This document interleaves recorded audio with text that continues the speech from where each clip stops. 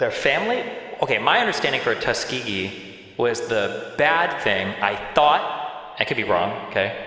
I thought that Tuskegee, the issue was that I think there were, ultimately it affected, I think, like 60 to 80 people. They went in for treatment for syphilis, and I think the doctors said that they were treating them, but they lied about treating them, and they didn't, so that they could track the symptoms long term, which was super not cool and not good and really bad. And I agree that that was really bad, but I don't think they infected them with Tuskegee. Am I wrong on that? And I don't know why they would be spreading syphilis to their family, but that was obviously really bad. But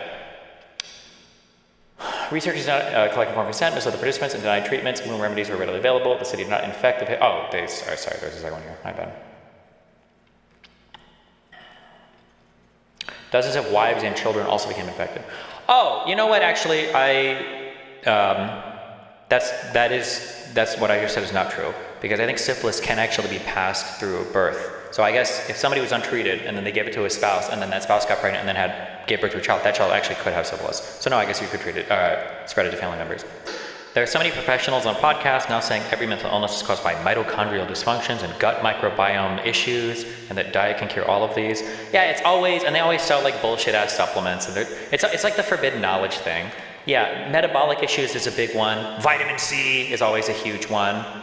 Like natural sunlight or whatever. It's basically just other forms of chiropractic, in my opinion, right? The quote unquote science. Chiropractics believe that the human body should never be sick in its natural state, okay? The only thing that makes you sick is when your spine falls out of alignment, which can happen for a variety of reasons. That's why they do spinal cord adjustments to cure you of your diseases, okay? Every single disease a human has, diabetes, cancer, whatever, can be cured by spinal adjustments. That's what a chiropractor believes. And other people believe similar things in regards to like food or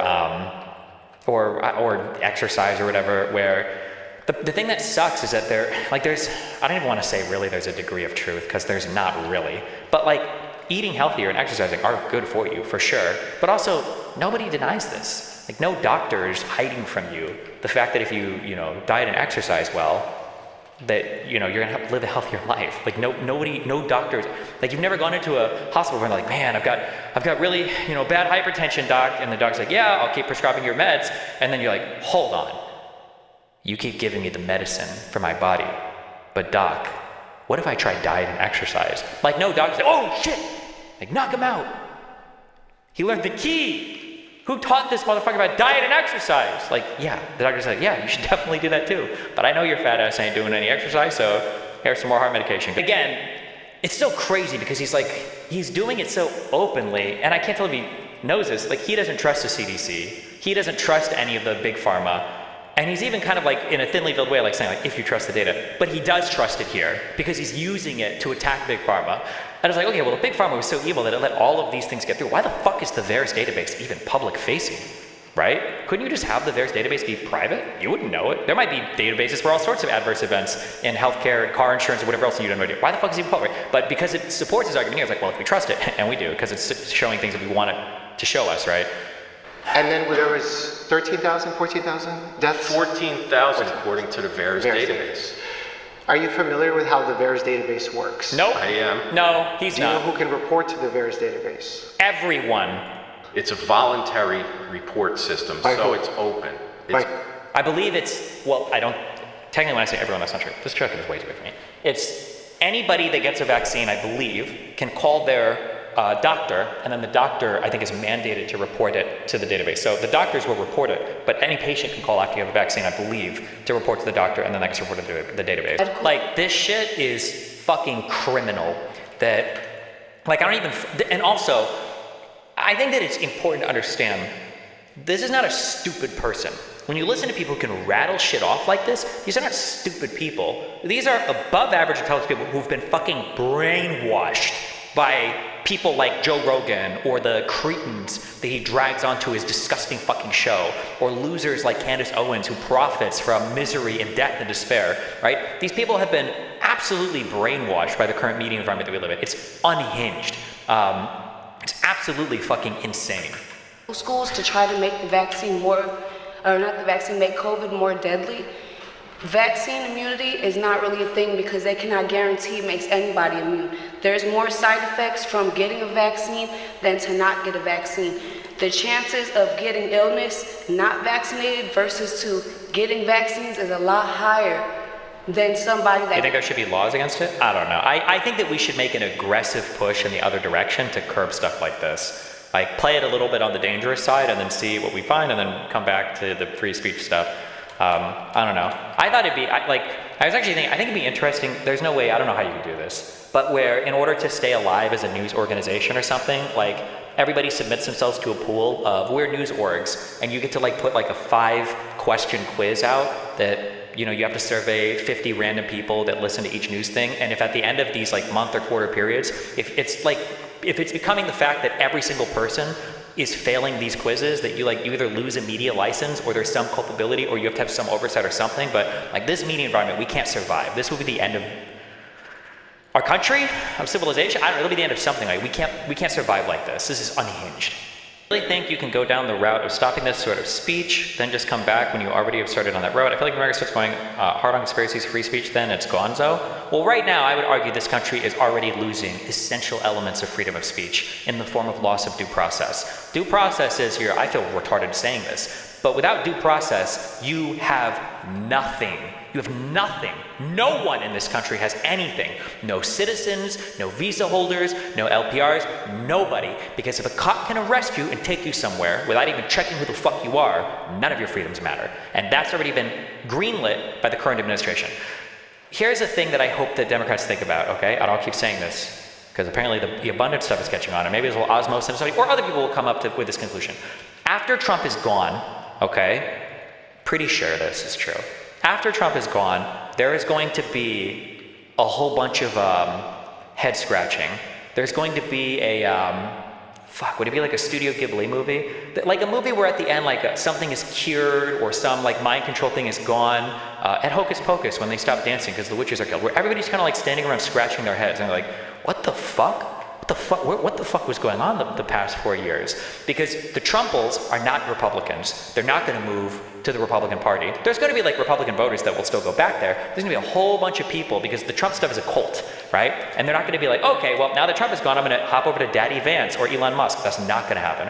And in that period, I think you're going to have the opportunity to get a lot of stuff done because people aren't going to be as resistant towards everything because people are going to be like trying to figure out what the fuck just happened for the last 4 years, is my hope, I guess. But I think there's a decent chance of that happening. I could be wrong, but I don't think that those two things are connected necessarily, right? So how long whether it's a short or long incubation, the first thing he described, it sounds like how long a virus is present in your body before it's able to multiply enough to where you're exhibiting like a disease, where you've developed a disease. And for long incubation ones, your body's able to, it has more time to create, you've got like basic bitch immune responses, and then you've got like fucking assassination immune responses, and the assassinator guys take a little bit longer to spin up. But I don't think that has anything to do with how long, there are two, fuck me, I don't want to contradict what he's saying. I think there are two different ways that your body can remember kind of, or is able to fight an infection.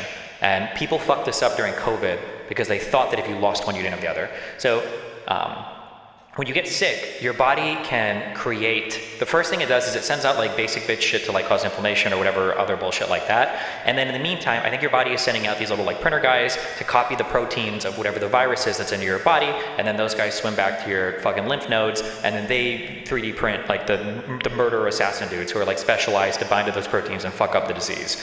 Now, which I believe are what antibodies are. After you get sick, your body will produce, it will have like a collection like of antibodies in your body that will remain for some time, but eventually those antibodies fade away because they die. Now, this is one of the ways I believe they test for whether or not you've been infected or you've gotten vaccinated, is they can inject you or not inject you. They withdraw some blood. Chill, honey. And then they check to see if you have those antibodies in your body. Now, some people think that if you don't have the antibodies, you no longer have that immunity, but that's not true. Your body will still remember the infection. If you don't have the antibodies, it'll just take a little bit longer for them to recreate the antibodies, but your memory B cells, that sounds like a real thing, they'll remember it, they'll see it eventually, and then they'll reprint those antibodies. But this is why I think after you get infected with a disease, you have really strong immunity for like 3 to 6 months or something, because the antibodies are still floating through your body that are there to like murder anything that shows up. But the memory of it should still be there. It'll just take a little bit longer, I think, for it to spin up. Okay, that makes sense. But I don't think any of that has anything to do with an incubation period. So maybe he just mixed up or connected that, or I'm just wrong and these two connect somehow. I just don't know. Okay, now we're about to find out if this guy is just a fucking annoying person. We couldn't really tell after the Sam Cedar thing, because who knows, because it was just a Sam Cedar debate. But we're about to find out if he like actually can engage with anything, or if he's like I'm gonna call these people logic lords. People who are just here to do like prop logic, like, you know, did you logically justify this claim with this proposition, or were you inadequate in your epistemic foundation? We'll see if he's actually gonna engage, or if he's just gonna logic lord. Sounds like you have to have a good intention. For example, we're not in the labs actually seeing the vaccine process or the clinical trials, so we have to just take the expert's word and trust it, right? Well, when you fly in a plane, you're not in the cockpit. Right. So we put our faith in that. So you would say that we just have. I wouldn't let that stand. But Dr. Mike doesn't know this guy, because you have to know where the debate is going to know which claims you should fight on. And him saying we should just have faith in it. You don't really have faith in it the same way that you would have faith in a faith healer or something, right? What you have faith in is like a process that is logically grounded, that is delivering healthcare results to the entire Western world. Now you can call that faith if you want, but like Dr. Mike said, you don't look inside of a cockpit, but you don't just have blind faith in your pilot, right? Have to put our faith in the experts, correct? Correct. Okay, so this would require, number one, a good intention. So they have a good intention to help people? It doesn't require that at all. That's a unsound premise. You could have a bad intention but be profit driven. You could have you could just be somebody who's just doing your job and have a neutral intention. That's just not true at all, but okay. To make their lives better, and also they have to be ethical. Is that correct? They don't have to necessarily be ethical either. They just have to conform within the guidelines of their jobs and not want to get caught doing something bad, but okay. So I feel like he's going to logic void this. We're not going to get in a discussion about anything. Maybe during COVID, and I think we maybe went too far on the censorship from all the social media companies during COVID. I think there are good arguments to be made for that. I think there's a reason why almost every company basically walked this back within a year, even before Trump won the presidency. But again, people's views of why this happened is so unhinged. Like, was it because they were all part of this global cabal of vaccine pro-pharma, getting huge payouts from Fauci and everybody type of stuff? Or was it because people were legitimately just like super afraid of, you know, what the fuck was gonna happen, and people were trying to help with public health and everything else? But I mean, conservatives will never grant you that one, I guess. We're supposed to take it. Like, I like how the same people who are like, what do you think Trump wanted people to do when he called them to January 6th to go and protest the fake election? I don't know. I can't get in his head. I can't read his fucking mind, bro. Oh, okay. Why do you think they censored information about COVID? Because they wanted to help Dr. Fauci make billions of dollars off of his illegal stocks that he owned from big Pfizer and big pharma. And I know, and it's like, okay, well, it's crazy you can mind read those people, but whatever. ABC News. Look at this. Now we do the out of context games. That actually, he didn't, when he said it, he didn't mean it like that. Like this is why these people, and you shouldn't even grant that, like, well, it's good that people are skeptical, but these people are not skeptical. Selective skepticism is not skepticism. It doesn't make any sense to call it skepticism when you only apply it in one manner, right? Like, it's an oxymoronic phrase. Selective skepticism is just partisanship, which is the exact opposite of skepticism. Ugh. Right, when he's saying people to not take the vaccines, once again, he's giving his opinion off the information that he knows to be true. You can't villain. Like, he's giving his information, like he's giving his information he knows. Yeah, you've just described every single opinion ever. What does that mean? Like, what, that statement is nonsense. Like, didn't this guy say something really horrible? Yes, but he was giving information, he was giving his statement based off of information he thought to be true. Okay, so is the implication then, and actually, honestly, maybe he would say yes, is the implication then that everybody in government that got it wrong were intentionally giving bad information because they intentionally wanted people to die? Then you could go down the road of like, oh, okay, well, you guys say that you can't read Trump's mind on anything. How the fuck are you reading these guys' minds? What have you seen from Fauci and these people that shows you that they definitely wanted to maximize the amount of death in the United States of America? That's a pretty big claim. Like, what is I don't know. And I have someone for disagreeing with us, Okay, right? pause. Turn to your seat. Yes, sir. Thank you. Also, I know Dr. Mike won't do it, but he should just pull out, this is where the child rape announcement. Okay, I think you should be able to have sex with kids that are 1 year old. Would you demonize me based on our difference of opinion? Of course you would. Like, it's so stupid to say that you can't demonize somebody for a different opinion. Of course you can. What do you mean? It depends on the opinion, bro. Oh, wow. Welcome to America. Is the background for my Destiny GG chat, is this black? Or is this a different color? I noticed from my, oh no, wait. I don't know how this HDR bullshit works. When I go on Twitter, on my computer over here, the Twitter background is like super black, like HDR black. But on this computer here, it's not HDR black. But my DGG chat is not HDR black. I have no idea why. It's lighter than the black on Twitter. Oh, okay. That makes sense then. Okay, that's all I wanted to know. We're gonna learn about the world. Is this making fun of liberals or leftists? It's Bo Burnham. I don't think he's like a ultra heavily political guy. It's more like social-ish commentary. Have you watched Inside? No, I don't even know what that is. What does that mean? Uh-oh. Is Ryan Macbeth waking up?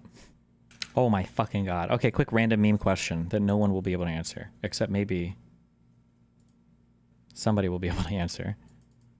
There's literally no point to me asking this question. On Just Works, if you hire somebody and then you send out the email, but then you realize that it's like a different email, you need to do something different. Is there a way to just like cancel this without having to like schedule like a termination and all this bullshit? Is that possible? Does anybody have any idea? It's so fucking annoying. Destiny, from the USA point of view, what's the difference between Ukraine getting NATO membership and Ukraine having European troops there with a US backstop? Aren't they both tripwires for the US joining a future war via Article 5? My understanding is that Article 5 can only be triggered if your soldiers or your territory is attacked in your territory. I don't believe that Article 5 is triggered if your soldiers are attacked in another country. Wait, we can watch this while I do this. Fuck. A lot of people asked me to comment on President Zelensky's meeting with President Trump on Friday, February 28th, 2025 at the White House. Look, right now I'm sick. I went to urgent care yesterday. They said it's not the flu and it's not COVID.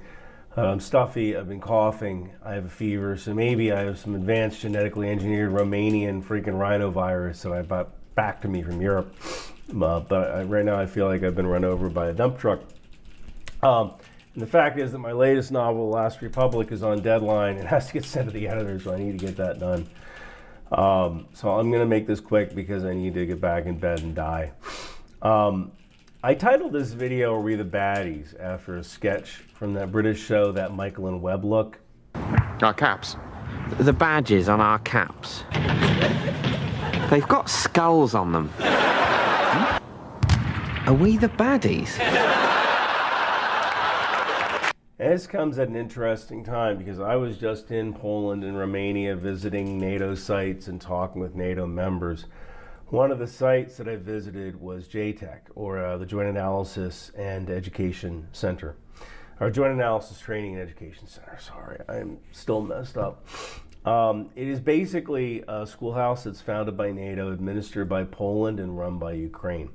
The whole idea is that Ukraine has learned a lot over the last 3 years from their war with Russia, and their instructors come to Poland to help teach NATO members what they've learned, things about drone warfare, robotics, unmanned systems. It's a really neat school. It's a great idea for a school, and NATO is learning a lot from these Ukrainian instructors. Sorry. While I was in Poland, I attended an exercise where I watched dudes in ghillie suits attack a trench line. And that seemed to me like one of the stupidest ideas I've ever heard. Like, why are you wearing some hot-ass ghillie suit to attack a trench line? But what the Ukrainians have found is that wearing a ghillie suit not only breaks up your outline while you're moving across the field to hit the trench, it also lowers your thermal profile, so it makes it harder for drones to spot you. And that's something that Ukraine learned the hard way, and that they're sharing with us now that they have this school, this JTEC. Ukraine never really asked for anything more than weapons and ammunition. They have tested their flesh against metal in order to remain free from the yoke of authoritarianism. And at one point during the White House conversation yesterday, Vice President J.D. Vance asked if President Zelensky had ever thanked the U.S. for our help. And yes, Ukraine has said thank you. They helped found JTAC. And it's where we get to learn all of Ukraine's lessons to see how we can apply them to the next war. Just to be clear, they wanted like a personal thank you, a groveling is what they were looking for. So not only have they thanked us, they paid us in information. Also, every time Ukraine fires a Patriot missile, that data is going back to the U.S.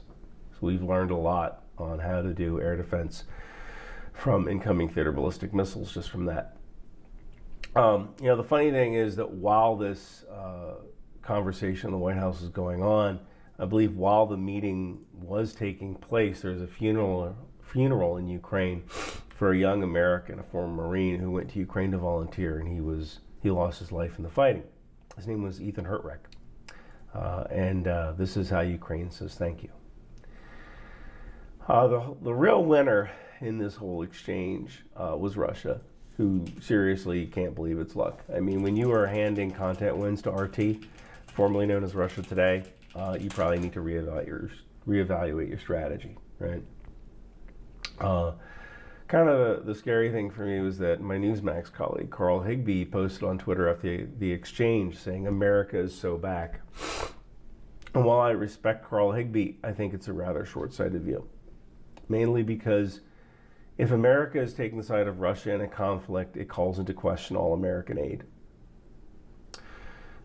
If America could hold back weapon systems because the president feels slighted or snubbed, or the president, the person the president's speaking to isn't doing what he wants him to do, that could put many weapons programs in danger, such as our sale of the F-35 to India.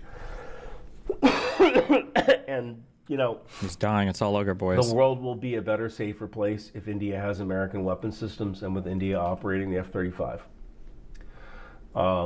But why buy the F-35 from America if just saying the wrong thing to the president could get him to cut off your supply of parts? And I think that's the real takeaway from this interaction. If I were Australia, who just agreed to buy 3 Virginia-class submarines from the U.S. instead of buying some of France's submarines, I would seriously start taking a look at France's submarines again. I mean, yes, ours are quieter, but they come with a fondue machine. I wouldn't want to risk a major defense platform on the whims of a man who was looking for what he called good television, right? One of the things that President Trump said to President Zelensky was, "You're not winning this." And for almost 3 years, I have said there is no win. There is lose, and there is lose more. Russia isn't going to win, and Ukraine isn't going to win. Russia literally can't win, because the day the war ends is the day their economy collapses. But if America champions the cause of Russia, or even takes their side or pursues sanction relief for Russia, then that gives Russia a soft landing and they can lose less. And that's about as close to a win as they're going to get. I think the only way Russia can lose less is if America supports Russia. America is supposed to stand for freedom and democracy, not good television. And the people of Ukraine have made it clear that they do not want to live under the control of Russia. And yet we just handed Russia a victory, essentially for free. Which begs the question, are we the baddies? If you want to help pay for my funeral expenses, grab the wind machine from Amazon or from Audible. It'll still help keep you busy until The Last Republic comes out. Also grab one of my Rock Out with Your Chalk Out air assault shirts from Bunker Branding. Thank you for watching. I'm going to go die now. Rip. Wow, this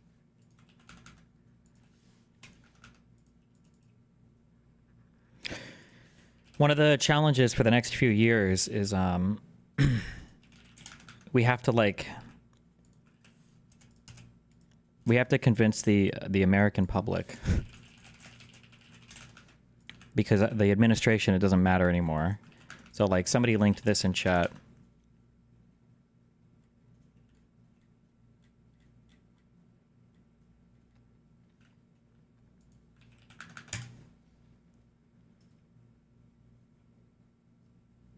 Norwegian fuel supplier cuts off U.S. Navy, urges others to join.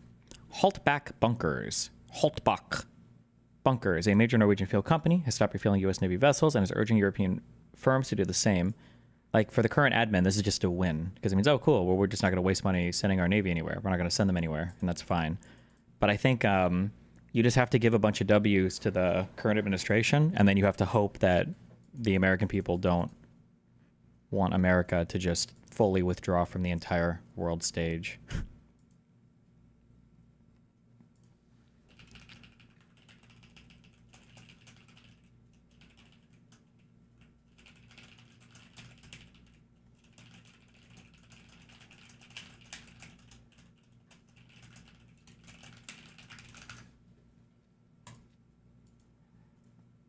Did I watch the Warren Smith video yet? The one that the short one he made about me, the one yesterday? Yeah, we did.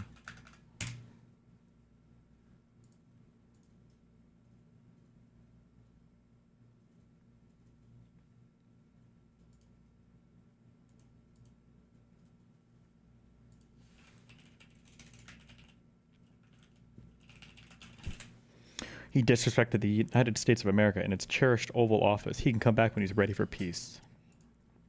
And they shot a fucking video? Why does Trump want to increase defense spending when he's pursuing detent?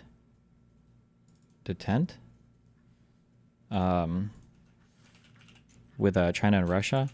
I don't know. You're not asking the right, or you're not oriented in the right direction. I don't think there's like a coherent thing. I think we just like say things and then we'll do things. Like they want to cut the Pentagon because smaller budget good, but they want to boost the military because big military good. Even though these things are contradictory, it doesn't matter. At the end of the day, it's not about like what is real or what exists in reality. It's just kind of like saying the things that make people feel good in the moment, and then you just move on to the next thing. So I think that it's probably detente. It's probably a waste of time trying to appeal to the current administration, and you just have to appeal, I guess, to the American people, hopefully. You only need like a few percentage points of people to make the party unviable, right? The Republican Party, that's all you have to do. You don't have to like convince like 50% of them, so.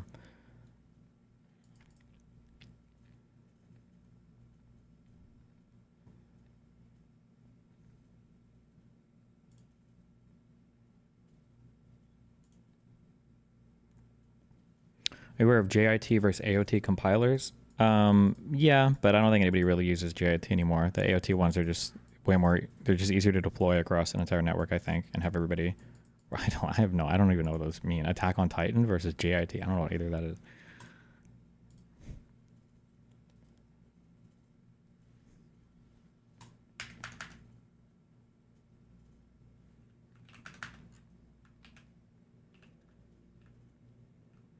Just in time versus ahead of time. Okay. But convincing the general public means going against all news everywhere at this point. True. We need state governors to step the fuck up. Where's Gavin Newsom? Yeah, I don't know, man. There's a lot of like big things that have to change, and I just don't see. I don't even know if the will to change some of these things exists, so it's hard. Like, I think that Democrats, but like this is so hard because they love this messaging so much, or at least the ones that I see are the progressive. The Democrats need to drop all the weird shit about like the billionaires and the donors. Like, it's not time to cut potential funders out of the party that might align with you in interests. Like, it's so stupid, the fixation on that. And the,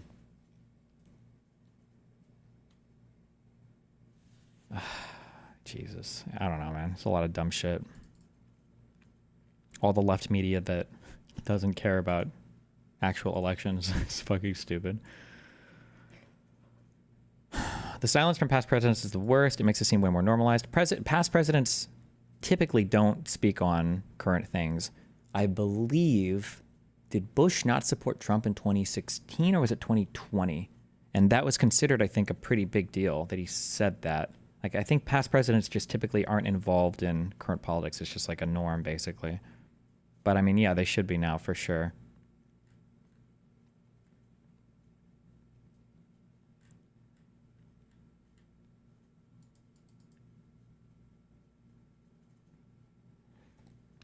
Deepak interviewed top 10 congressmen and senators the past 2 weeks, Raskin, Warren, etc., and literally none of them have a fucking path forward. I like the Raskin guy. I don't know if he's like a good politician or whatever. I mean, he wins elections, but I just like him because he seems like he knows his shit. But nobody cares about that anymore, so.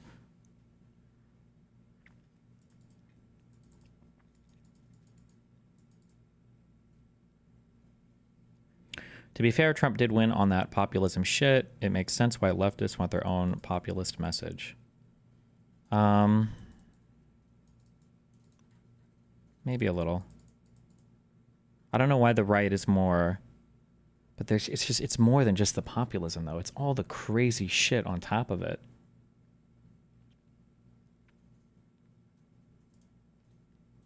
Watch this guy